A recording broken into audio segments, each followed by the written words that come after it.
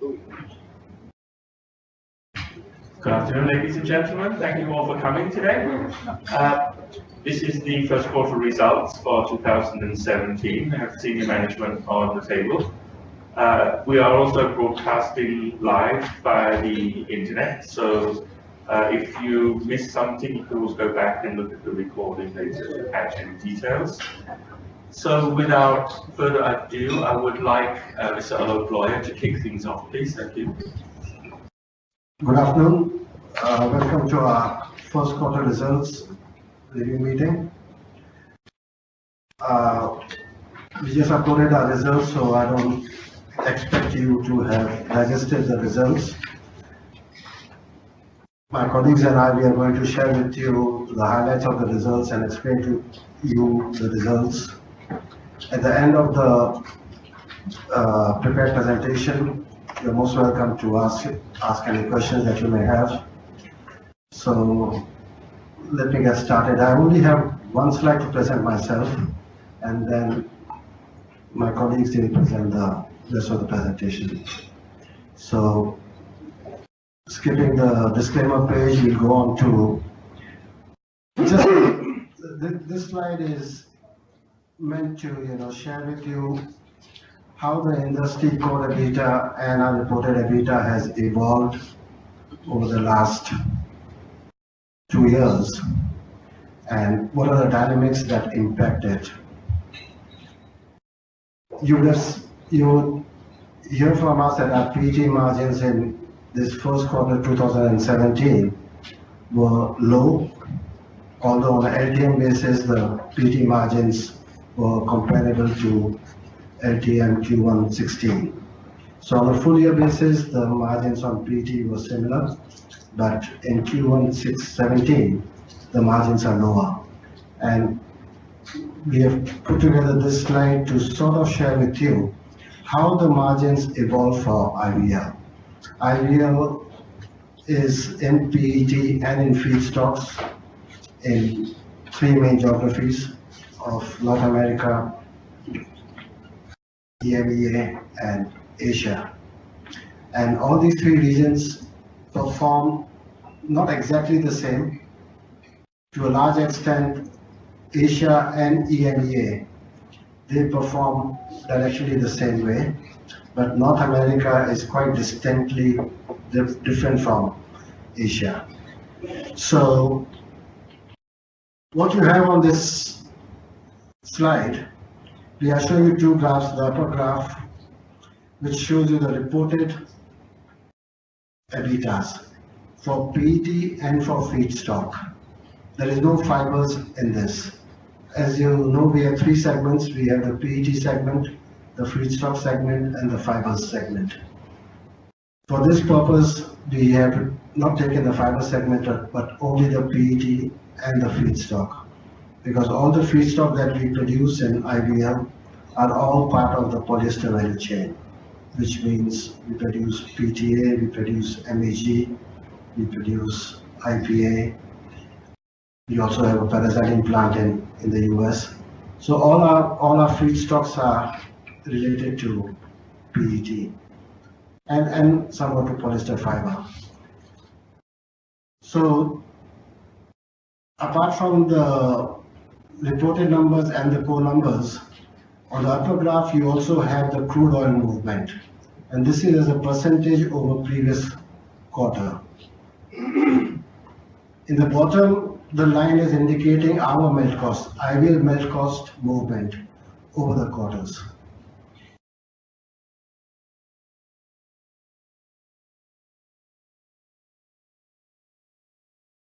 The interesting things that I will help you recognize in this graph, so that you can sort of correlate to what I'm trying to get to. The second quarter margins are the highest on a core basis. So as you can see, the second quarter here and the second quarter here, these 2 were the highest. These are all margins per ton, or these are EBITDA per ton. So this is spread minus cost. And they were the highest in the second quarter, and this has been a seasonality factor that we have observed for all the last 10 years, let's say, we have been in business. So that is one visible thing coming out of this. The second visible thing that's coming out recently is that crude oil price volatility is much more than feedstock, especially in the last 1 year. So prior to this volatility and the melt volatility was the same, very similar. But over the last 1 year, what we have seen is now the melt is not as volatile as the crude. As you can see, there was a big bump in crude oil prices in second quarter last year, but it wasn't as much in the feedstock for IVL. For me, this is an indication that the feedstock people have a mind of their own now, especially when we see the Q1 17, where the oil price actually was slightly lower than 4Q 16, but feedstock price went up. So this is a change in the dynamics that I'm seeing, which to me indicates that feedstock is getting balanced, feedstock margins are improving, and which is very good news for IVL.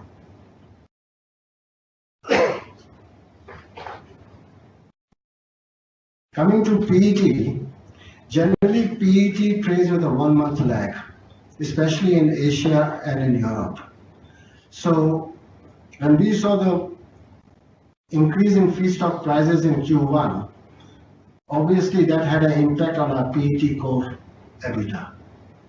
So it's not unusual that whenever the melt cost goes up, that means now that IVL is integrated to a large extent, when melt cost goes up, yes, that helps our feedstock business, but on a reported, on a quarterly basis, on a core basis, it impacts our PET spread, which we can see in Q1 17. Although you will see in the later slides, on a LTM basis, last 12-month basis, our PET spread in this year and over last year is the same. So structurally, the PET industry is not got worse or better. It's only that there is a movement quarter by quarter, depending on lag impact, from a rising or reducing melt cost. Melt cost means raw material cost or feedstock.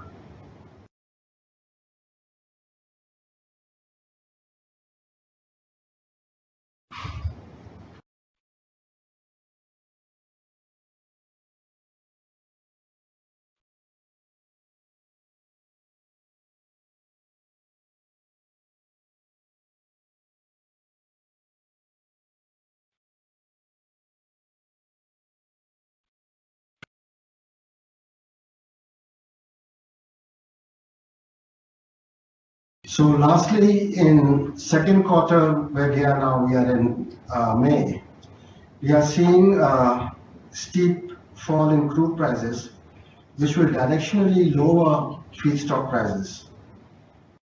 But that should help PET margins in the second quarter, because our core margins, since we have a 1-month lag, we'll be both. We'll be in our seasonality quarter, our best quarter of the year, and we'll get further help because of the reduction of feedstock prices, and the lag impact will be positive for us on a core basis in second quarter. So I hope this slide basically helps you to understand the changes in the PET core EBITDA per ton, why it goes up and down. And it also helps you understand that the strategy of IVL to integrate backwards into feedstock is paying rich dividends, in the sense that if you take them combined, PET and feedstock, the variability will be much less now. So one of the questions I got faced over the last 10 years as a listed company was that our industry is very volatile, but I think we are able now to reduce that volatility in our business with this integration. So thank you, and now I pass to Sanjay Ahuja, who would take you through the results. Thank you, Mr. Lohia, and good afternoon, everyone.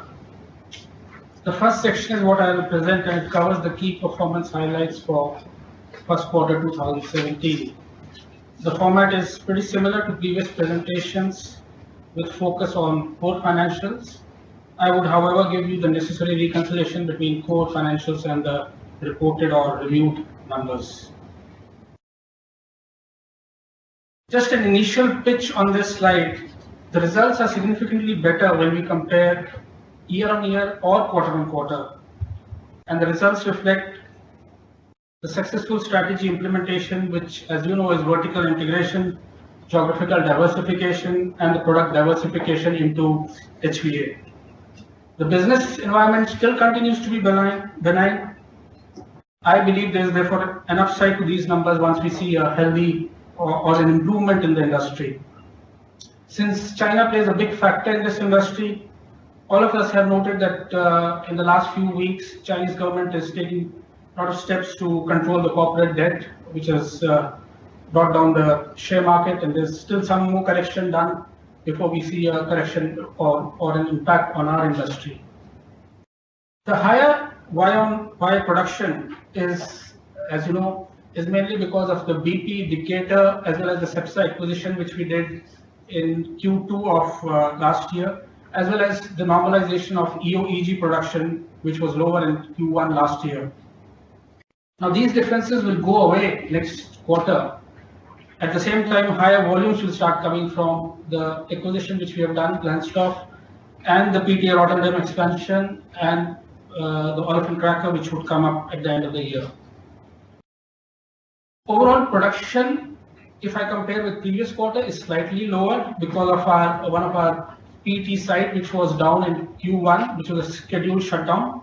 At the same time, if I compare EBITDA, which as you see is 60% higher on Y-on-Y basis, it is still with a lower production as compared to Q4. It is still 6% higher than last quarter, and EBITDA when translated here is per ton is translated is to $100 per ton as compared to $89 per ton of the last quarter.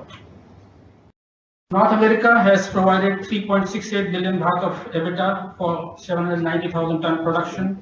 Europe 2.4 billion for 637,000 ton production, and Asia 1.56 billion on 760,000 production. EBITDA is therefore up in every region except Asia, where Q1 was baht 1.9, Q1 of 16 was baht 1.9 billion, and this is separately explained because of the lag situation. So Q2 should normalize this.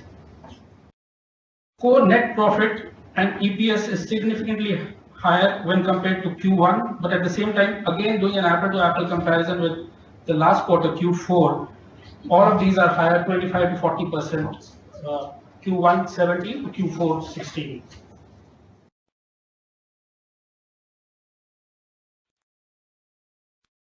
Production here, this is last 12 months comparison. Production here is 9.2 million tons, which is 28% higher when compared to the last 12 months of 16.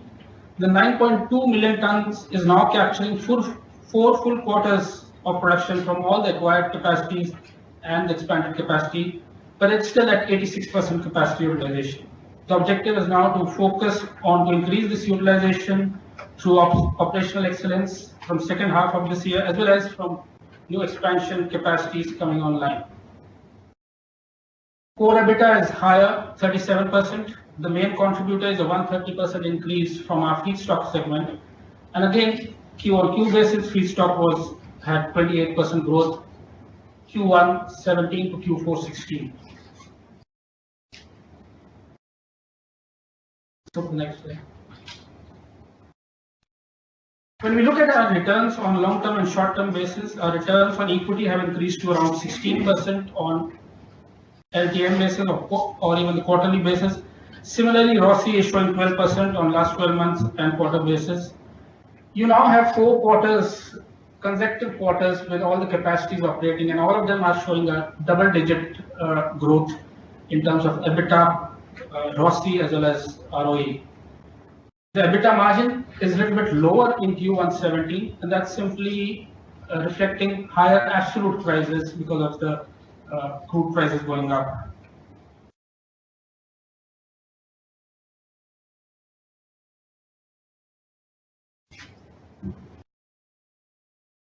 This is a slide which we have been showing for last 2-3 quarters.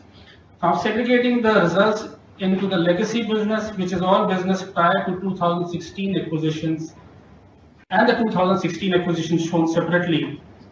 You can see the legacy business also continues to provide double-digit returns. ROCE for legacy business improved to 10.7% from 8.6% same period last year. The acquisitions have surely helped the overall portfolio as they have brought in a higher integration of value chain in the key markets and also a HVA component with it. Overall EBITDA is 3,300, which as I mentioned is 3,500 for this quarter, giving $100 per ton for this specific quarter, but on a LTM basis it's $96 per ton.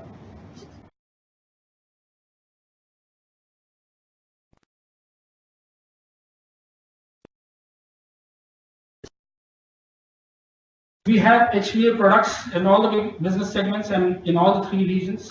HVA business contributed 20% of volume and 57% of EBITDA in Q1 17 and 50% on last 12-month basis, last 12 months Q1 17. This is the cash flow, and I think we've been highlighting this before. A strong visibility of cash flow is something which we've highlighted before, and our results in the last 12 months go to prove it. In the last 12 months, we have spent around 23 billion of acquisition, expansion, and maintenance capex, and the resultant debt is only up by 4.4 billion baht. Net debt to equity at the end of Q2 16, when it peaked because of those acquisitions, was 1.15. We are now at 1. Net operating debt to equity at that time was 0.99. We are now at 0.80.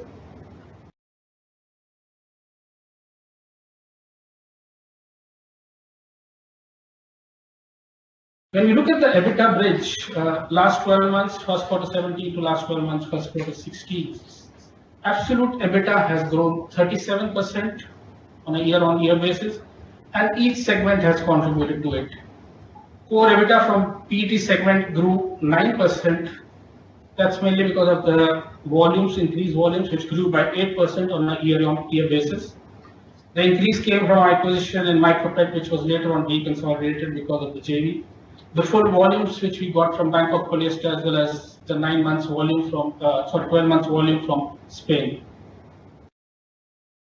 Fiber segment has seen volumes and EBITDA similar to last period, and that's because of that lag. With the addition of blank stock, we will see the volumes and EBITDA going up from next quarter onwards, or the second half, depending on when blank stock closes. The 2 acquisitions from Decatur as well as Spain, as well as 12 months of EO/EG running, gave a 200% volume increase in Western feedstock, accompanied by 250% increase in EBITDA in this segment. The Rotterdam PTA expansion and the ethane propane cracker coming online, this segment would continue to provide exciting growth.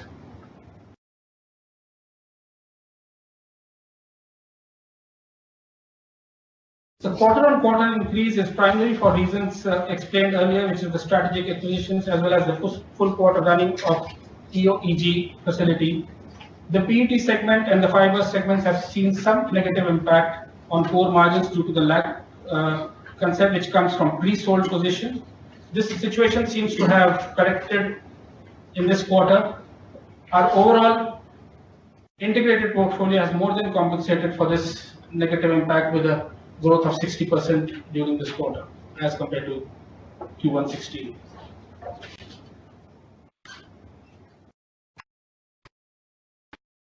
Moving on to reconciliation from core to reported net profit. Core net profit, as I had mentioned to you, was 173% higher, and then the same comparison on for the quarter quarter 117 compared to quarter 116, and then on an LTM basis is 84% higher. But talking about here, reconciling with the reported profit, we had an inventory gain in this quarter of 1.3 billion, which with the tax impact is around 1.1 billion. Our reported profit is higher at 4.4 billion. Before the extraordinary items, we didn't have much of extraordinary items this time. So the total reported net profit is 4.4 billion as compared to 4.1 billion of last year, first quarter 16. But that had a negative net gain on bargain purchase from our Decatur acquisition. On the last 12-month basis, we had an extraordinary item of money returned from the project, Abu Dhabi project, which we aborted.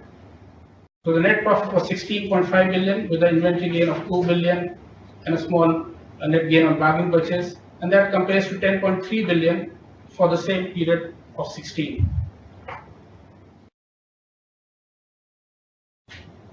This last slide is on the last slide in my section is on the strong financial profile, our debt profile here. We have a pretty good natural hedge on forex. Our overall portfolio, debt portfolio, has gone down with the unwinding of debt with this additional cash flow which we've got this quarter. The debt portfolio, 36% is funded by debentures, long-term loan is 56%, which is the commercial bank loan, 8% was short-term loan. There's a maturity profile given here, and you can see it's a very pretty evenly maturity of almost 15 to 20% every year. But with a lot of refinancing opportunities, we are going to most probably prepay all of the 2017 debt, or let's say most of the 2017 scheduled repayments in this quarter itself. We have already refinanced the bond which had matured in March and April. We have refinanced in April at a much lower spread. Effective total cost is 4.11% with fixed component of 52%, maybe a little bit higher at the end of second quarter with the recent bond issuance. That's about it in my section. Good afternoon. This is the performance of IVL as you've seen last 3 quarters, very robust performance with support of Western feedstock. These are all committed projects as you see this bridge of 775 million for 2016. But as you see the 3 quarters, if you analyze it's 800 plus. How it is based on the committed project, you see the cost because of the operation excellence, volume, because of the high operating rate which will continue. Existing asset utilization is low. So as you know, you produce more 1 or 2%, you get better returns. Mix, product mix as well as sales mix. You get a domestic sales as in Thailand, we sell more and more. Indonesia, domestic markets, you get better returns. Then the announced projects, the 2 very exciting projects. As you know, the cracker which we are starting in the 4th quarter of this year, by end of the year, will have a fantastic profitability. As you know, the ethylene price in US is still very attractive. The ethane prices are very attractive in spite of low crude oil prices, and you will see a slide on it. Then there is a Rotterdam expansion, which is 95% complete, and it will start. This is just replacement of bought out PTA from Korea, so it's a short return. Similarly, cracker is just a replacement of ethylene bought out, so it's just an upstream integration. And then we have taken small improvement in the margin. As you know, the PTA in Asia has been suffering for the last 5 years, not creating any returns. And this is the bridge which is all committed projects. We also have some debottlenecking of the project. Rayong, the BPC which we acquired, we are going to debottleneck. GIVL is debottlenecking the 4th quarter. So these are all committed projects. As Sanjay mentioned, our debt equity is already 0.80. And if this committed projects without any is going to be below 0.40. So this is the announced capex being funded all through our internal generation without any warrant exercise. Let's look at the projects. As you see the left-hand side, year by year potential from 2016 to 2020, which I just showed the bridge earlier with $1.2 billion of capex. What are the drivers? We just completed the Glenstone. This is diversifying our tire cord business. This is viscose fiber, viscose tire cord. We already have polyester, we have nylon. This goes for Formula One car actually, and we expect to complete by 30th June. So we'll be able to provide solutions to the customer for all the three product range. You know that Western Feedstock, Decatur acquisition, as well as Spain has done wonderful for us because it's a very protected margin in US. It's a paraxylene link business. So this will have full year results in 2017 because we just had 3 quarters. EOG had a shutdown of 4 months last year. Now this year we'll have a full benefit, so it will normalize with a better glycol margin. And the Rotterdam expansion I just mentioned is just completed 95% and will start in July. So we'll have 5 months and then we'll have an 18 full benefit. We also completed Rivera's 25% minority acquisition, which actually improves the EPS because minority will go down and that will add up to the EPS. So in 18, what will happen? Cracker comes in, US gas cracker, which is 4th quarter startup. As you know, the only one cracker which is started, the Oxychem of 1 million ton. And now we have our cracker coming up, 450,000. On the right hand graph, if you see, we have made a pro forma profitability that if we had this cracker today, first half of 17 would have resulted in 72 million additional EBITDA, which annualized $144 million. Now you can do your calculations. Second half of 16 was $69 million. So this, if was operational, it would have added to the bottom line. And that's what was shown in the bridge. We also announced a performance fiber expansion in China, which will be operational in 18 and 18 third quarter.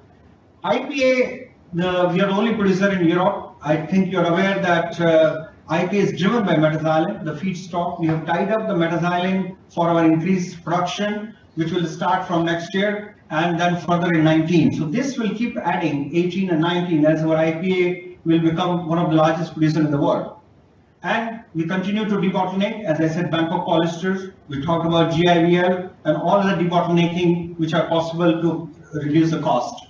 We are also doing a fiber expansion. Right now we make chips, so we are going to make fiber line, so convert into more value-added products. So these are all committed projects which will drive this profitability. This excludes any acquisitions which will be done by us, which we have headroom as we will explain you. So these are all announced projects which will be enhancing the scale, innovation and integration. And as Sanjay mentioned, we have 3-pronged strategy: geographic diversification, upstream integration, and HVA product line as we continue to diversify our HVA.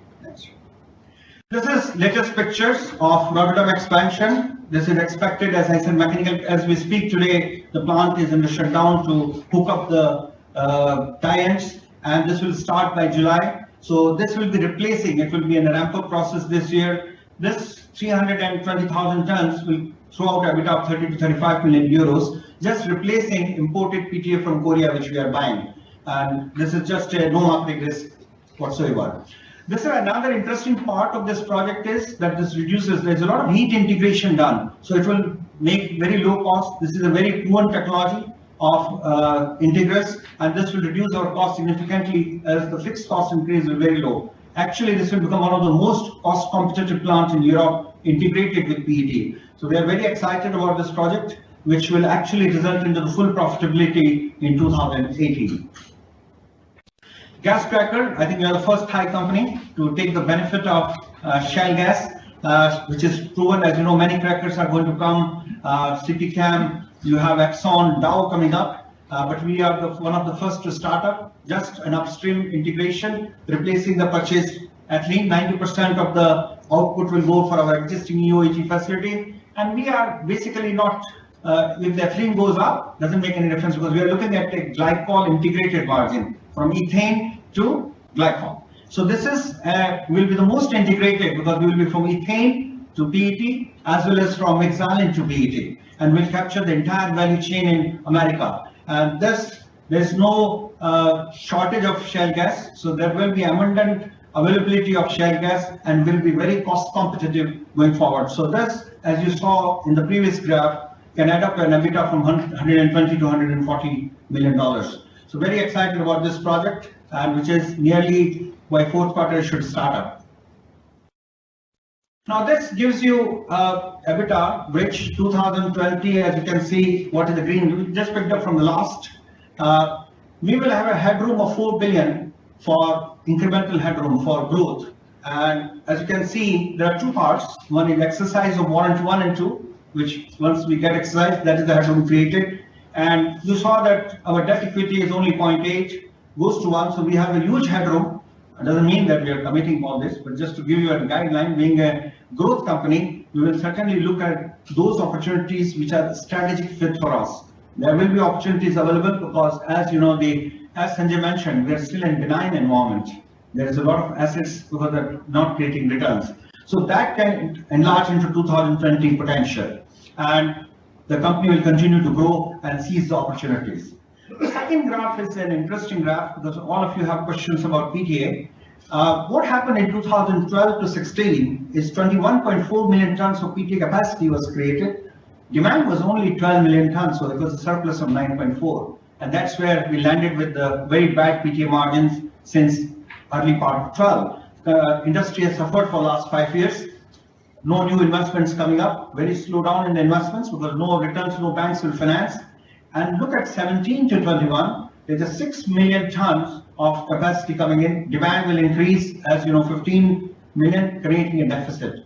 So the operating rate goes up from 78 to 84% annualized. And annualized means then the peak season it becomes 90 and then it becomes higher margin. So this we will see, and it has an impact on the entire value chain. Just to explain you, because if the PTA in Asia is cheap, the imported PET can go cheaper in Europe. So once the Asian PET margin expands, it helps in entire value chain. So don't just look at it as one end, it has a consequential profitability impact. So we are waiting when this turns up, and when there is always either a shortage or excess, otherwise you can see how the prices goes up. Net debt to equity, Sanjay just covered, we are at 0.80 in the first quarter end, and we will go for 0.40 if the 2020 EBITDA by 2020. Well, it is very important to know what is the total shareholders return, what we have created. We did IRP IPO, then we delisted, then we went for IVL. We have created 26% compound return versus 8% of the S&P Capital Index. And since IVL, we have created 22% versus 11%. So IVL equity has outperformed the peers. So that gives you some idea of where the company is heading. Well, this is important. The world is changing. The world is not static.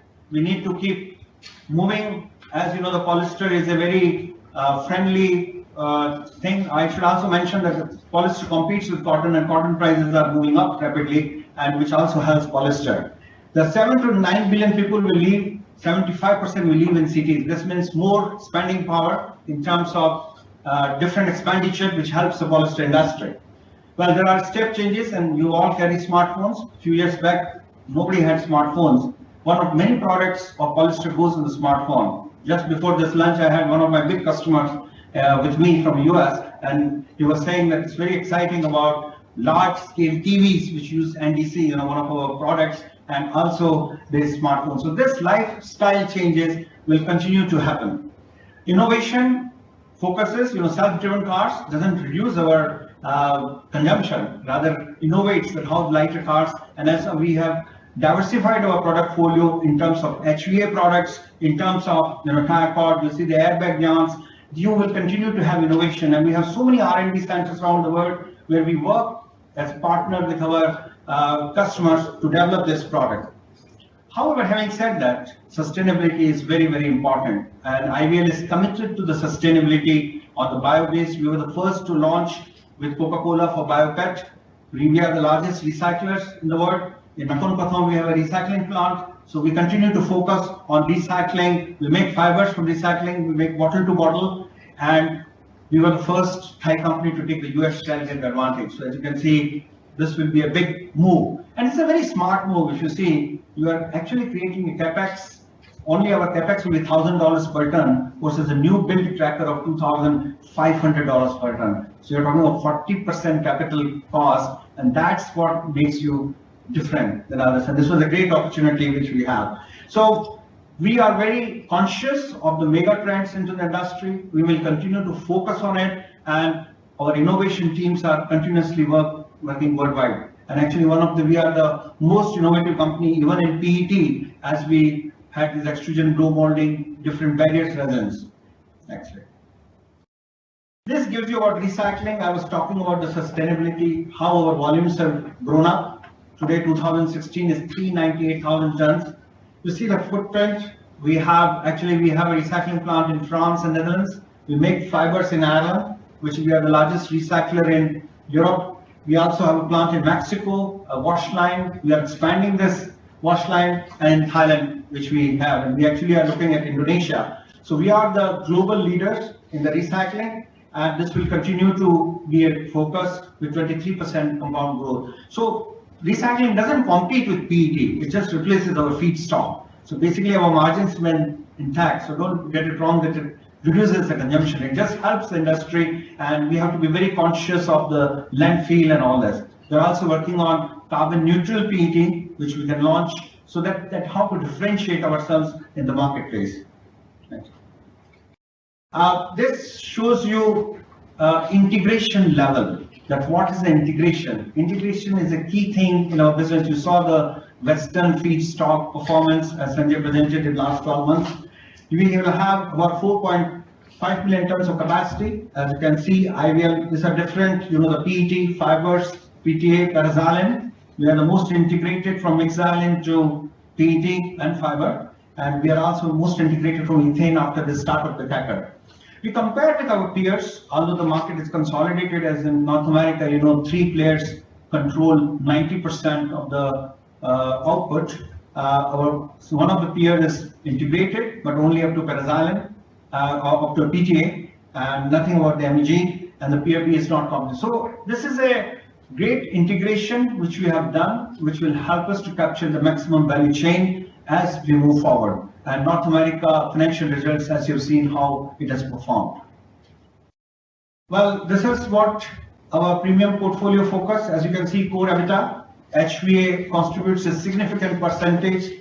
You can see the Western necessities, so lagardization necessities, as Sanjay just gave you the breakup of 3 performance because of the PTA, and the very fragmented business. North America is more disciplined business. We will continue to focus on these 3 different regions, and you can see the HVA still contributing a significant percentage. As we acquired IPA, we have NDC, we have gone for the different fiber ranges, and the Western necessities. We have created a unique position of integrated assets and the Asian footprint by debottlenecking. Of course, this is based on present plans. It will change if any acquisitions are made. So growth is in every segment, in every region, and the more value addition is being captured. What is important is portfolio diversification. This is very important because each region acts differently, each Europe, America. So we'll have 22 revenue streams by 2020. Now this gives you an example of how diversified earning base is there. We are not exposed to ethylene margin. We are not exposed to refinery margin. We are not exposed to any one stream of margin. The PET North America behaves differently than Europe, than Asia. Feedstock, we have seen Europe behaves differently, North America behaves differently than Asia. So all these revenue stream gives you a very, very diversified earning base, and which helps you into the predictability of the earning. And that's what is very, very important, and we continue to remain focused. You can see how things change from 2007 as IVL has evolved, developing the HVA portfolio, diversifying geographically. Well, it should, in spite of benign environment, we have 10.7, we've already gone into double digit. We can't give you the numbers, but you can see that what our EBITDA margin percentage will go up as we go more upstream integration. It doesn't top the revenue, but keeps pushing the EBITDA. Earning per share, this is only core earning per share. In last 12 months is 1.79, and 5 consecutive years of base growth, which was 30,000. And this has been, 11 was PTA robust, so that would have been a different when the Asian PTA was doing fantastically. We continue to have a dividend payout, 66 a time. We conserve a lot of cash because we are a growth company, but you can see a consistent dividend payout going forward. Well, we have created a competitive advantage. IVL has evolved last few years. We have captured the value chain, as you can see, from mixylene to PET. In Europe, we are the most cost competitive plant. In Asia, we are integrated. And Thailand is a great location because of paraxylene availability. Innovation remains, which gets translated into the HVA portfolio as we have continued to innovate. Our vitality index, which is the product developed in the last 5 years over previous years, is in excess of 15% globally, and the fiber rate is much more. And we continue to innovate different materials like PLA in fiber, which goes for fracking in the shell gas. I mean, these are many innovative things because you want to put some fiber which decomposes by itself. And we continue to be focused on asset utilization. One of the questions you may have that why our feedstock investment has done so good. The margins are pretty stable, but it is the asset utilization. When we acquired the assets from BP, they have achieved the highest ever production in the history of BP. They're a very excited team. So asset utilization is the key. That extra 10% which you make comes at very low capacity, and that's because of our upstream integration or downstream, because we have the product portfolio, and then we have a good merchant position, and that is the reason these particular assets have outperformed. Dow Jones Sustainability Index. I will show you another slide that how we are doing it, because that's very important. Our scores have improved. We hope to get listed as early as possible. Of course, there are only 2 companies which are allowed. So this shows you somehow the Dow Jones Sustainability Index scores have gone up from 84. So we are very close. As you know, this improves not only the environment conservation, but also the good practices. We have one of the top transparency. As you know, we are very clear in our MD&As. We are a very transparent company. As you have seen our award which we got as the Thai MNC, and also for different lookouts. And you can see the energy efficiency here, how the energy efficiency has improved from 6.09 gigajoule to 5.25. So that's where the focus is on the IVL, not only bottom line, but also the soft issues. So, I think you're aware about our vision that we changed to be a world-class chemical company, a proud Thai company making great products for the society, and remain focused on the values. So I think that gives you where we are heading 2020 in next 4 years, which are all 3 years, which are committed projects, headroom for growth, and we'll continue to look at different opportunities which are at a strategic rate. Thank you. Now we can take your questions.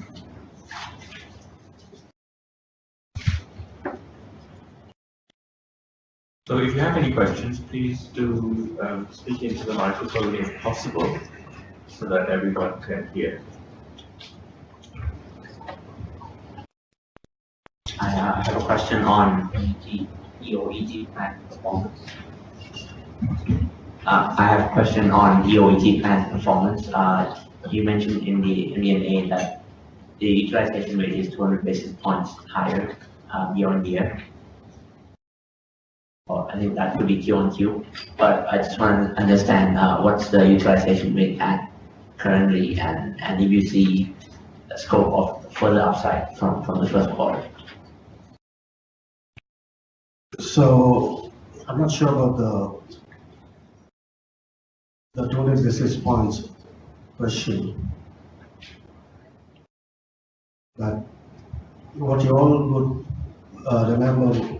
What I remember very clearly is Q1 16, we nearly lost whole of Q1 16 because our EOEG plant was down for most of that quarter. We had this big issue with our catalyst and how to remove the catalyst from the system, which finally got the plant up and running only, I think, by mid of May of last year. So this year, yeah, when we say we had normalized EOEG production in Q1 of 17, that is in reference to Q1 16. Currently, the entire Clear Lake site, our plant is, EOEG is based in Clear Lake, Texas, and we are part of a larger site which is owned by Celanese. So Celanese has taken the entire site down for some utility management. So our site is also down simultaneously. So our site is expected to start up, I think, on 20th of May. So It will be otherwise a normal quarter, but the Q1 17 was a normal quarter compared to Q1 16. Q1 16 had a big hit from a turnaround, and that turnaround was compounded with this catalyst issue last year.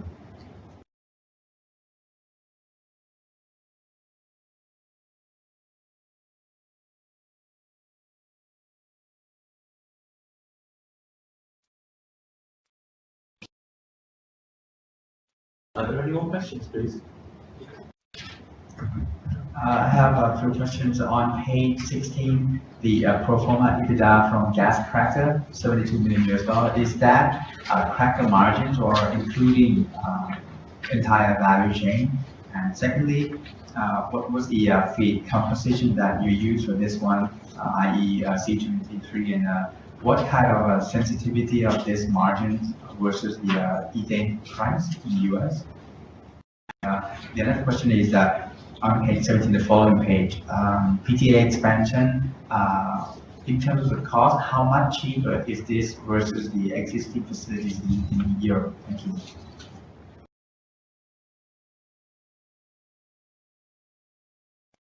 So I think the first question was on this performance EBITDA. This is basically calculated. We have a calculation methodology where we calculate how, if we had a cracker, based on the price at which we buy the cracker, and this is based on that particular quarter's ethane price. So it's ethane free. Although we have a multi-feed cracker, but propane is not that attractive right now. So ethane basically. So, sorry, these numbers are a mix of propane and ethane because you can change them every day. So they're based on whatever is cheaper. Most of the time, DK is right. Ethane is cheaper. 90% of the time, ethane is cheaper. But the 10% of the time when propane is cheaper, we use propane. So our pipelines which bring us the feedstock handle both ethane and propane. And our plant is configured in a way where we can change the product. So this is a combination of both propane and ethane, but predominantly ethane. And this is only cracker margin. Your next question was it integrated margin? No, it's only the cracker. So it will be the incremental EBITDA which will come based on the startup and at that time prevailing. As far as ethane is concerned, it is linked to the natural gas and the fuel value. We feel that ethane prices will continue to remain low, and it will all depend on how the crude oil is there, because MEG is an integrated margin we are looking at. MEG prices are driven by how the naphtha is there. So it's integrated margin. And for us, it is immaterial what is the merchant ethylene after this happens, except the whatever surplus ethylene we have. Your next question was on Rotterdam expansion. Of course, this expansion is much cheaper than bringing a new greenfield. A greenfield project is about 800 euros per ton. And this will be roughly 500 euros per ton for us. And the beauty of this expansion is that you don't add the manpower, and it brings utility integration. So you conserve much more energy and make the plant existing more efficient. And actually, we are only considering here 660. We expect it to run up to 700. That is our target. So this will be a upstream integration replacing the imported. It's a very competitive plant. So what I can add is these are not two different lines of, these are not two lines of PTA. It's one existing line of PTA, additional equipment is being added to it. So it's still going to be one line. And that is why it does not need extra manpower. So the same manpower more or less will run this one larger single line. And with one larger single line, you get better utilization.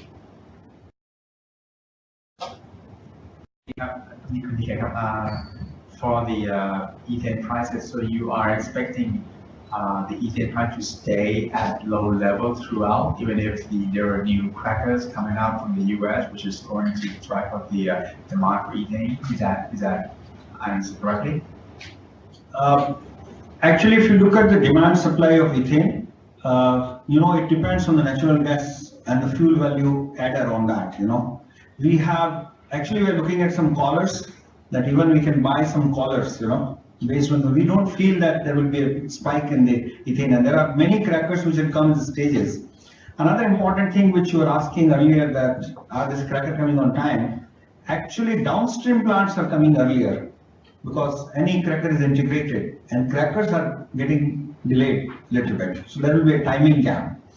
Marcellus regions have a lot of ethane that is again going to bring from Marcellus region. So whenever you talk to all the consultants, you feel that ethane will continue to remain very cheap. And there's a lot of work done by these big players on this, but before embarking on these large crackers. I think in a single word, yes, we are very confident that there is ample shale and ample ethane, and the crack margins are going to remain healthy. I think DJ made a very important point, if you got it, that the downstream units of the crackers have to come up fast first. They have to get tested, and then only the crackers will start up. So there will be, a lag. That means the demand for ethylene will be larger, and then followed by the production of ethylene.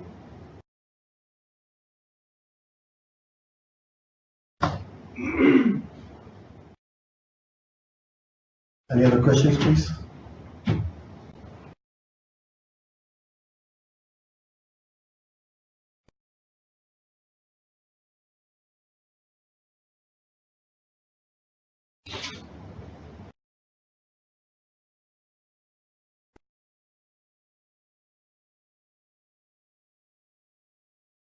Well, if there's no other questions, perhaps we should draw to a conclusion now. And if there are anything that jumps to mind later, people can contact the IR department, and we'll be happy to answer any questions. Thank you all for coming today, and a good afternoon to you all. Thank you. Thank you.